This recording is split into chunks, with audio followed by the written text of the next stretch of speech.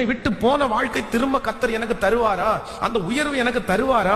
அப்போ யோபு இந்த இடத்துல ரொம்ப அழகா சொல்றாரு, இல்ல இல்ல, என்னுடைய தோல் முதலானவைகள் அழுகி போனாலும் நானே அவரை பார்ப்பேன், அந்நிய கண்கள் அல்ல, என் கண்கள் அவரை காணும். சூழ்நிலைகள் சாதகம் இல்லாமல் போகலாம், உங்கள் சரீரங்களிலே பலவீனங்கள் வரலாம், நீங்கள் இழந்த காரியத்தை திரும்ப பெற்றுக் கொள்வதற்கு வழியே இல்லாமல் இருக்கலாம். அதற்காக இனி எத்தனை வருடம் உழைப்பது, எத்தனை நாட்கள் ஓடுவது, இப்படிப்பட்ட எண்ணங்கள் எல்லாம் இருக்கலாம். ஆனா ஆண்டவர் வாக்கு கொடுக்கிறார், மகனே மகளே, நீ ஒரு நம்பிக்கையை இழக்காத. அது என்ன நம்பிக்கைன்னா, நீ இழந்ததை மீட்டு திரும்பவும் உன்னை கர்த்தர் கொண்டு வருவார். நீ இழந்ததை சகலத்தையும் கர்த்தர் உங்களுக்கு திரும்ப தருவார். சத்தமாய் ஆமென் சொல்லுவோம்.